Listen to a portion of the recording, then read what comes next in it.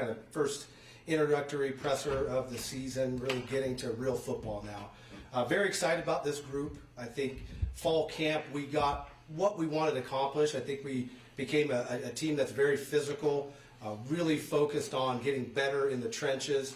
And then I thought our coordinators and position coaches and support staff did a phenomenal job of just executing fundamental things that we want to do, both offense, defense, special teams, and overall I thought it was an incredibly competitive camp throughout all of fall, and excited to start really getting after an opponent. You know, we got a little bit of early work with some Wazoo stuff over this past week, and so trying to get a jump start on those guys down the road. But we're very excited for this matchup. Obviously, it's a storied rivalry.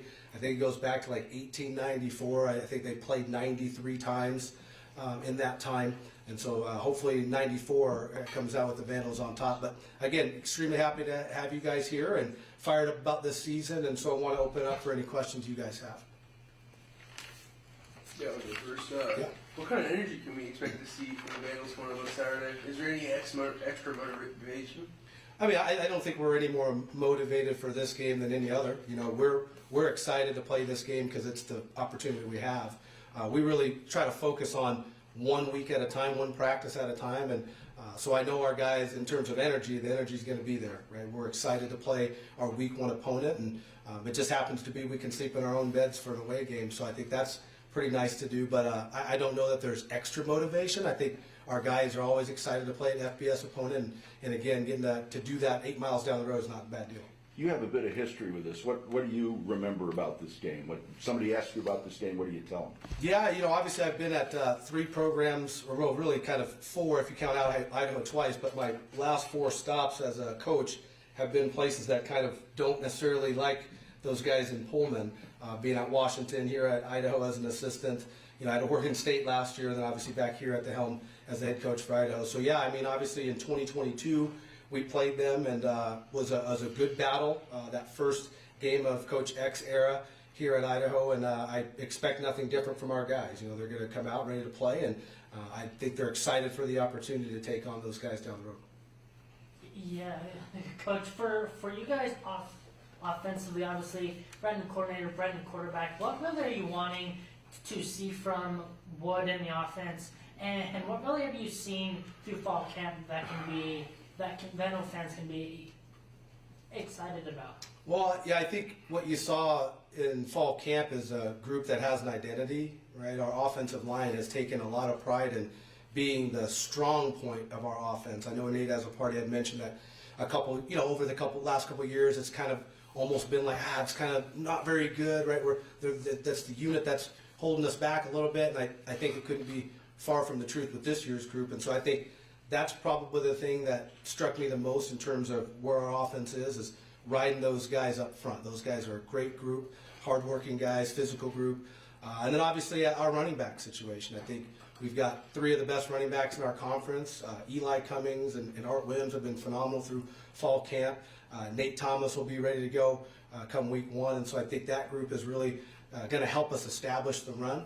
And then our quarterback, right? I think both of our top 2 quarterbacks have played at a pretty high level, right? Joshua Wood and Sawyer Teeney, the freshman from Silverton, Oregon, have really done a nice job distributing. You know, our receiving core was a younger group, kind of inexperienced group, but you see the talent emerging offensively throughout fall camp with those guys making a ton of plays, you know, both down the field and, you know, catching the ball and running in space. So I feel really good about where the offense is right now. Obviously, we got to go play someone else, but I feel good with that offensive line kind of being the engine starter, and then our quarterback situation is very good. And whenever you have those 2 things and then some running backs you can turn around and hand it off to 30 times a game, I think you're in good shape. Strange things happen in first weeks in, you know, like 2022. In your career, how many of those things have you been involved in? Probably a lot more than I'd like to, right? I think anytime you're in games like this where, you know, on the outside looking in, everyone just kind of thinks Idaho's cannon fodder, right? Like, oh, they're playing at FBS school. And I think our players couldn't think further from that, right? They don't really care that they're an FBS school. I don't think they care about that at all. They care about them being our week 1 opponent. So I think there's definitely some strange things that happen in week 1 games, but I think we're going to try to limit the strange things that happen that really affect us negatively. Building on Joshua Wood, what do you expect to see him in his first game? And also, are you telling him anything like to stay calm? So I assume he's jacked up to start week one.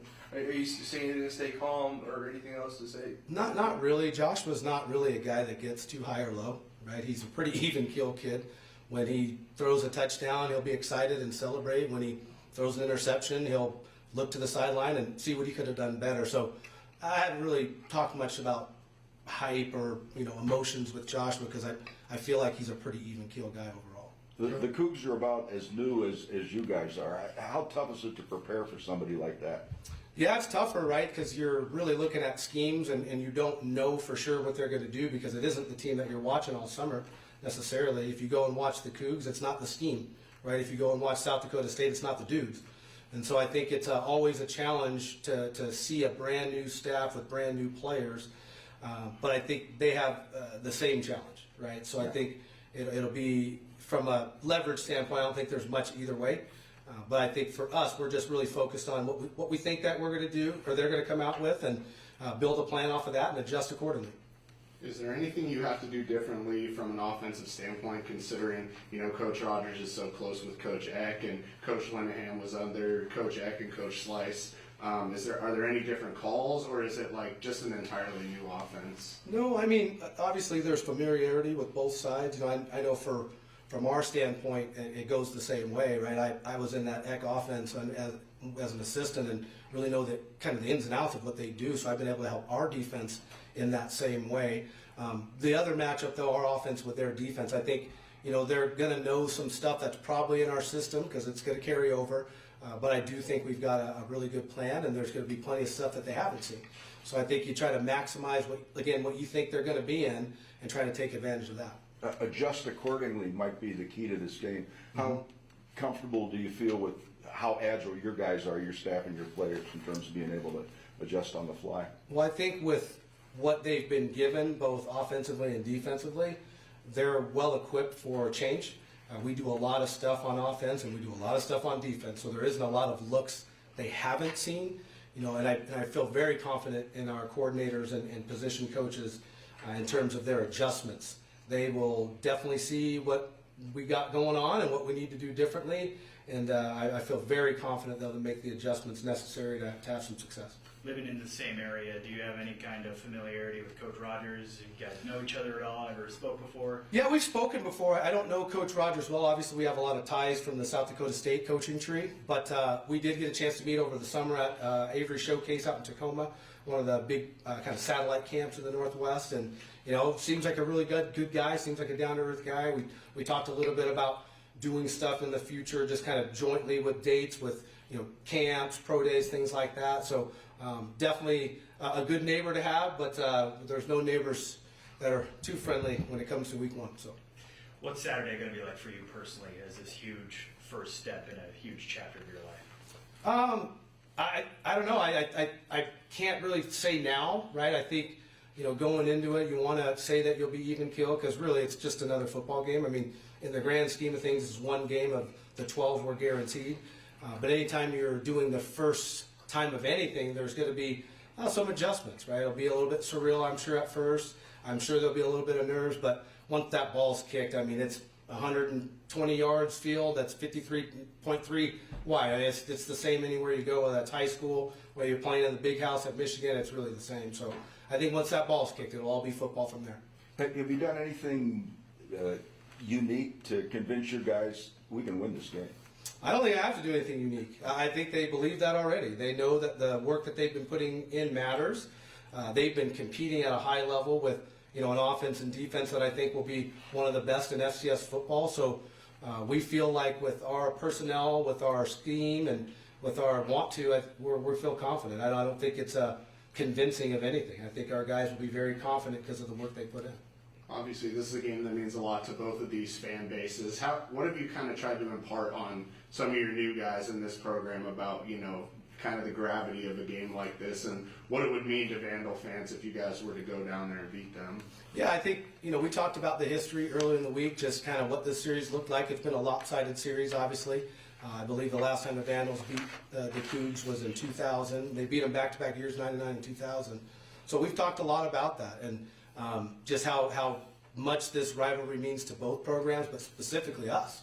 You know, how it can be a great measuring stick game and what we want to do with our goals, right? If we want to be, you know, a Big Sky contender, we want to be a national contender, well, you got to be able to beat FBS teams. And so I think our guys are extremely motivated from that standpoint, and they definitely know the history for sure. It looks like you guys' strengths are running and playing defense. I would imagine those are two nice cards to have going into a game like this. Yeah, I think anytime you can run the football, control the line of scrimmage, and play good defense, especially if we can get some turnovers, create some havoc plays on defense, I think that's our big goal in this game, is to just create some long third down situations and get the ball back. But, you know, offensively, we should be able to run the football against pretty much anybody. That's kind of our identity. But I do think that our quarterback is very gifted and can distribute very well to this young receiver group. Speaking of the defense, is the depth chart pretty much the same as springs and pretty much locked in, or is there any surprising moves in the defense? I think you're going to see a lot of guys play, right? I don't know that there's like any shockers necessarily. I think we've had some new guys that came this summer that have really made an impact that, you know, should see some playing time in the game. But other than that, I feel pretty good about our starters and our two deep in general, and really a lot of our two deep could start, right? So we feel comfortable with a lot of players playing, especially defensively, and especially at that edge position. We feel like we have 5 or 6 guys that can really play. And so I think there'll be some good rotations to get guys a blow when we need them, because that week 1 game is always a little bit more taxing. You're playing a lot more plays than you have been in practice. But I do feel good about the two deep in general, and feel like it's similar to spring, but a lot of the new faces have really made some headway as well. You've got a core of seniors who played the Cougs tough, played Oregon tough, beat a couple of Mountain West teams. I imagine they're telling the rest of your guys, you know, the Cougs are not so bad. How much have you been able to rely on that? I think a lot. You know, we have experience, right? It wasn't that long ago that they went down and beat Wyoming last year, right? The year before that, we, you know, put a kind of a hurting on Nevada. And so beating FBS schools to us is really nothing new, I would say. So I don't think that the challenge is, you know, unknown to our guys, but they also know that they've got to play us too, right? It's not a one-sided game. And I think our guys are, especially the returning guys, are very excited about that. And if I think kept the locker room aware of this situation, that this is just another football game, right? It isn't, we're not playing, you know, someone that just came off a national championship run. So I think it's very much a FBS game and an opponent that we feel confident we can go in and compete with. Having a true freshman as your backup quarterback, I guess, how would you kind of say that Sawyer has come in and kind of risen above the rest of that quarterback room, and why are you so comfortable with having him behind Joshua? The kid makes plays. You know, he's a very cerebral kid. He came in and kind of dialed in our offense by the time he arrived to fall camp. So now he was just playing instead of learning during fall camp. And, you know, he's able to make some throws that, you know, some other guys just aren't capable of making. And he has escapability with his legs, and he's just a very confident kid. He's got moxie. I feel like when he's in there, obviously the guys feel that way with Joshua. When he gets in there, they know, hey, that's the guy. But I feel like they feel similar when Sawyer gets in that huddle. He's not a true freshman fumbling his words or, you know, not owning that huddle like, you know, many true freshmen do, right? You come in there, you're with a bunch of grown men. Sometimes it can be intimidating, and Sawyer just does not have any type of intimidation bone that Bice doesn't. He sees it like it is and wants to go compete with whoever's out there with him. So Before fall, you said there were some competitions with the skill position groups. Was there any players that rose to the top, or any players that stood out? yeah, I think there's a lot of guys. You know, offensive. Are you talking offensively? Yes, sir. Yeah, I mean at receiver was really where I thought we had a lot of competition. You know, obviously Tony Harsty and Emerson Cortez have a ton of experience. They played a lot last year, but in comparison to what we've had, right, they are not experienced. They still are kind of guys that spent their first full years as starters or key contributors last year. But those two guys have really kind of risen a bit. I think those guys know what to do. They're executing at a high level, making plays. You know, Davion Superales is another guy.